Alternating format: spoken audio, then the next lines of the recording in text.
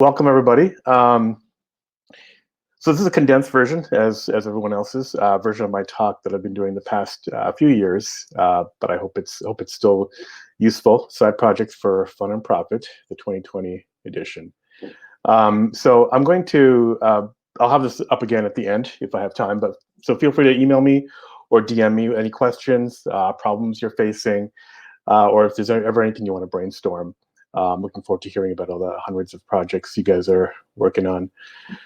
So I usually just try to frame this talk. So what is a side project? Obviously, these are projects you're working on nights or weekends, unless you happen to be working normally nights or weekends. Of course, now you're all smart enough to know that there's a lot of overlap between a side project and a regular or full-time bootstrap company in terms of technologies you're using, how to get ideas, and product development. So it's not just about keeping something forever as a small side project. This is more about the kind of the mental, the kind of philosophy of the side project. So the important thing is that the cost of deploying and hosting software in the cloud is plunging to zero. And so to me, it's kind of like a golden age to try ideas and see what sticks and what makes money. And I think there's no better time now when everyone's at home. Unfortunately, fearful of sometimes of their job to get started on cracking some ideas. A little bit about me. You can also find me on LinkedIn if you care. I was in San Francisco for a little over 15 years, but now live in St. Paul. Work remotely for Caterpillar through an acquisition where I'm an engineering manager in their digital labs group. So I've ended up at some unlikely large companies through small startups, going up through acquisitions. That's like I said, how I got to Caterpillar. So I should mention some of the projects that I've been working on. I'll go real quick because I don't have as much time. But Postcard is an Instagram commerce app. FatCap is something which I demoed last year at Mini Demo and is just about to launch. If you kind of like the style of decks that you're looking at now, then that might be something interesting. And on top of that, there have been a number of e-commerce plugins and ed tech stuff that I've been working on, and I'll probably touch on later. So why do a side project? So I usually spend a lot of time on kind of the whys. I have some kind of contrarian views on that. The cliche answers are, it's to scratch an itch, or to play with some new tech. I like to use this kind of contrived equation, which is kryptonite to most investors. But the point really is that, like I said, it costs almost nothing to host software, host an app these days. And out of the 2 billion plus humans that are online, finding 100 users to acquiring 100 users and giving them support, and knowing how much you're paying for SaaS software now, $10, $20, $30, it shouldn't be hard if you have anything that's remotely useful to bring in this kind of income. And I know this is kind of on the low end. This is not going to pay all your bills, but you can pull some levers, increase your number of users, put some more money into users, increase your pricing, rack up a few of these projects maybe, and you kind of have the beginnings of a mini empire. That even if one of your projects goes toast, you're at least diversified, and that's kind of key. You don't want to have, I preach, you don't want to ever have everything in one basket, and I think these times are a great testament to that. Worst case, project sits on the shelf, but you've acquired skills that you can take to a job in the future. This is a blog post that goes back many years, but it still talks about most things start off looking like toys. Airbnb sounded stupid. It was literally sharing air mattresses. Instagram was only about check-ins at first. YouTube was actually just a dating site at the beginning. Most side projects die before they begin because I think founders think that their ideas will never go anywhere, and it would be great if people kind of push things a little further. So who's doing this, and where can you find inspiration? Where can you find like-minded people? Obviously, there's organizations like MinneBar and others around our area, but you should check out Indie Hackers. It's a site, it's a forum, it's also now a podcast. You'll find real founders in discussion boards. You'll actually see real-time monthly revenue numbers for startups. It's now owned by Stripe, so you're actually seeing verified numbers, and it just kind of inspires you. Um, yeah, you see some of these here are self-reported, some of these are Stripe verified. I think it's great. It inspires you to to kind of work on your own thing and make some money. But there's tons of maker communities out there, and I would say don't be afraid to reach out to anyone. Every founder is usually privately needing to vent or wants to kind of help others. What you don't want is just to be kind of like going to networking events, which you can't go to anymore anyways, and just talking to consultants or big corporates who maybe maybe built something themselves 10 years ago. So let's get a little bit more tactical. So what should you work on? You might already know, you might have some ideas, but maybe you don't. The business school advice tends to be something like you should work on something unique with a large addressable market and low competition. I like to talk about some kind of contrarian places to look for ideas.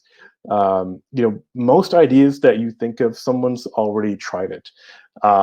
And the fact is, most companies die. And the bigger fact is that you don't hear about is a huge reason is one big reason is founders just can't stand each other anymore. And or a company turns into a zombie, meaning the founders maybe have burnt out, maybe revenues are flattening and investors are pulling out, or they're making bad shots. Bottom line is, it's usually not because the idea is necessarily wrong. So for example, here's a site called yclist.com. The YC List is a list of every Y Combinator company, which is a big, you may have heard of as a big accelerator on the West Coast, actually globally now. So you can filter by companies that have shut down. And I think it's a fascinating read to at least get your creative juices going on ideas. App Store reviews, just your regular App Store reviews, a treasure trove of ideas for future and current projects. I also like to sort by the date of the complaints to see if the developers have bothered to fix anything. If they haven't, it usually means that maybe the company is going down or people have just given up, and the idea is a good candidate to maybe go in for the kill. Another favorite is Glassdoor. This is where you usually hear real talk, where there's secret layoffs. Is the founder super creepy? There's a lot of great stories on Glassdoor. Again, if a ship is going down, this is a great place to kind of get some reconnaissance.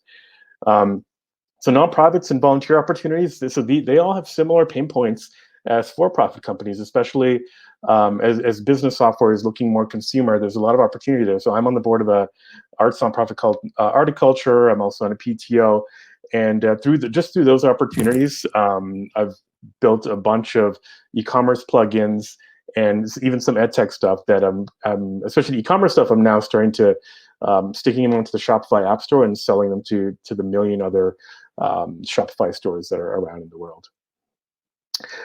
So let's get a little bit nerdier. How should you build something? So I kind of focus.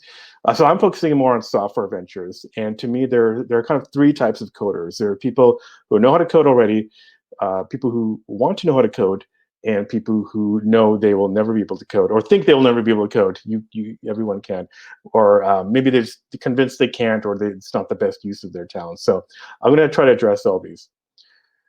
The first thing I want to point out is that something that might not be obvious to everyone is that just about every app you use is just a kind of a front end to a database, and there are certain patterns that you'll start to see emerge.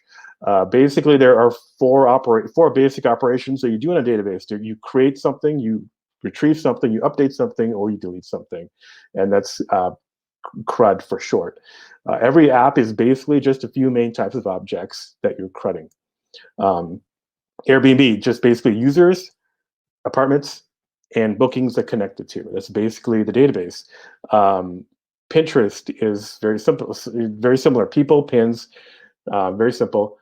Another tip for so-called experienced coders like myself is, and this is mentioned, I think, in Joe's talk, just use what you know. I've tried many times thinking that I've got this great idea that'll be perfect for some framework, and then 3 months later, I'm like burnt out on that. Move on to something else where I could have launched it in a couple weekends and tried to get some traction, make some money. But I won't dwell on that. That's my own issue.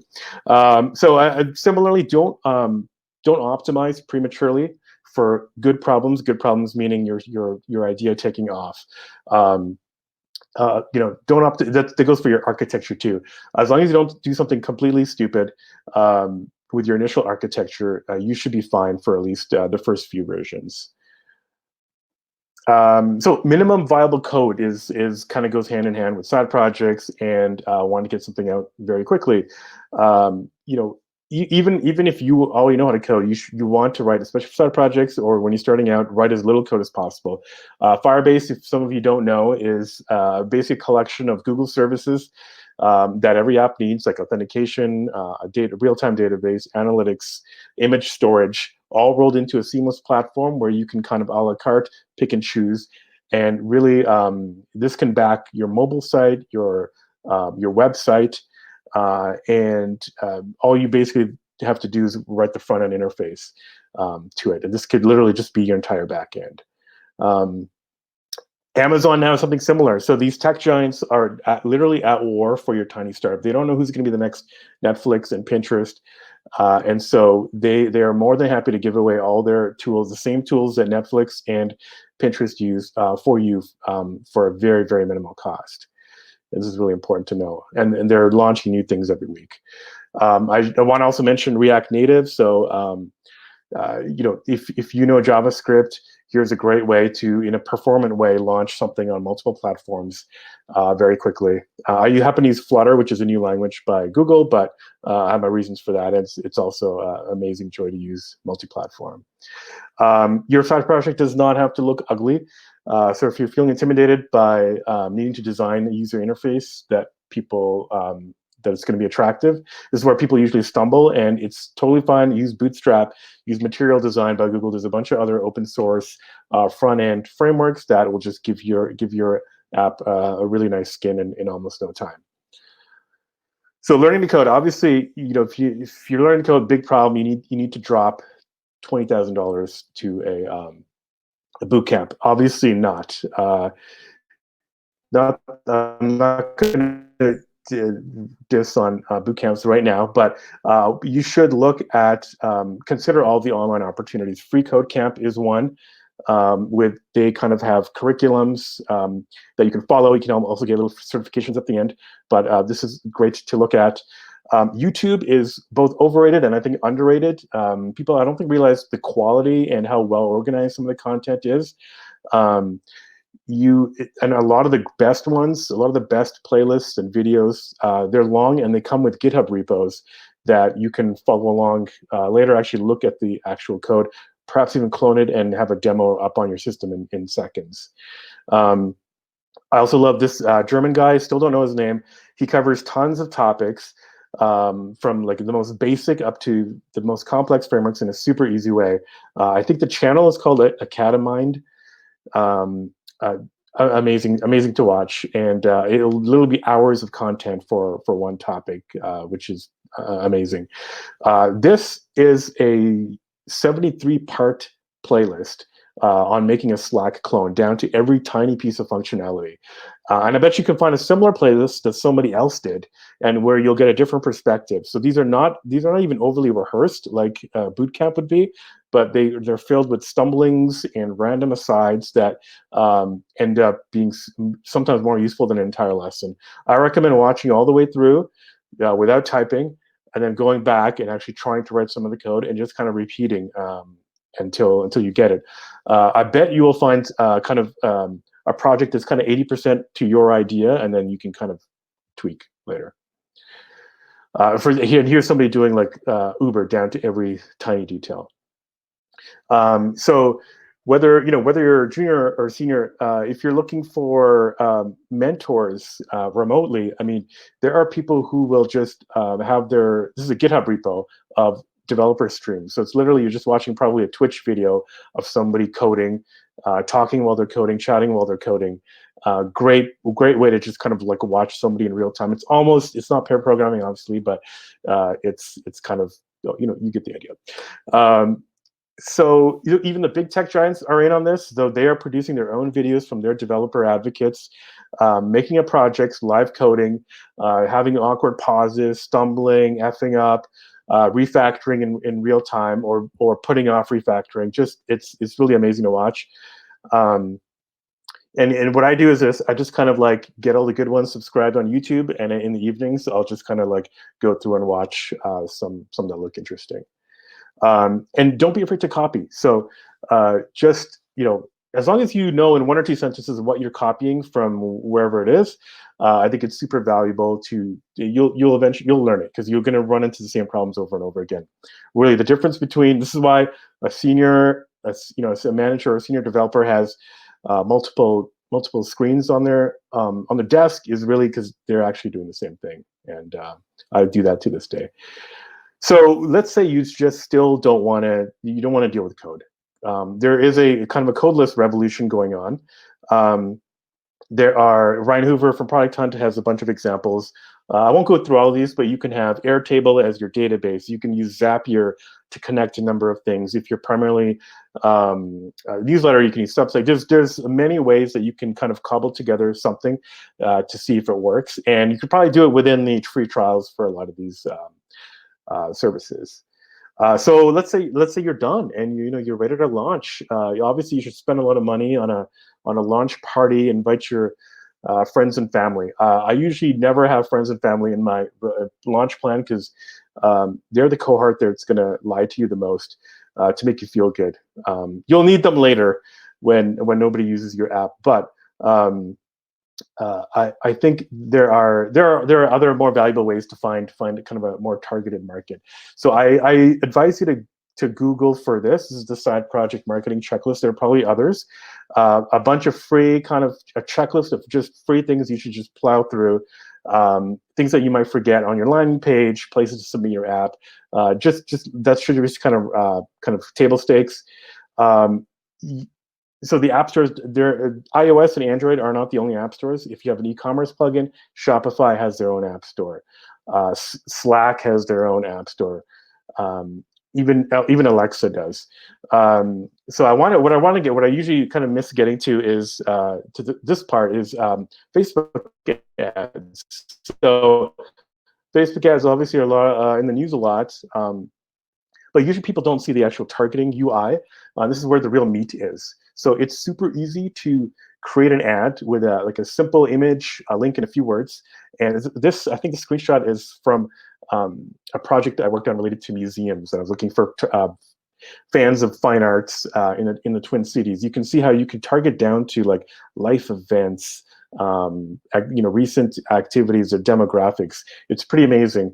And if you use CPC, which is cost per click, you only pay when somebody clicks. And even if nobody clicks, if you're just starting out, it's a great way to get free brand awareness for a while until Facebook kind of maybe ramps you down. Great way to get your brand in front of people.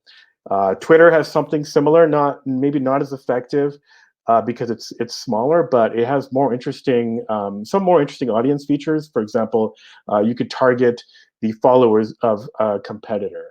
And just if you focus on that, I'll guarantee you'll get people using some people using your app, trying your app. Retargeting, you can sometimes just turn it on with a checkbox. This is basically somebody lands on your site, a cookie's pulled down, and then they get followed around the web, and your ad gets shown around. It's creepy to you, but it's super useful as well. So great customer support is often the best differentiating factor for startups. So I have a completely untested hypothesis that if you can clone a super successful company, cap it to maybe 100 users, and just provide an insane one-on-one support, you can probably make a good living. So I just want to wrap up real quick. You'd probably be surprised with how much time you have, and I would just recommend to not be someone who looks back and just kicks yourself for not starting. Start with a couple hours a week and just kind of slowly add time. Just think of it as a series of smaller personal hackathons to just kind of like snowball as you get more interested. And that's it. Hopefully that's under 20 minutes. Thank you. My Twitter and my email address. And yeah, hope to hear from you.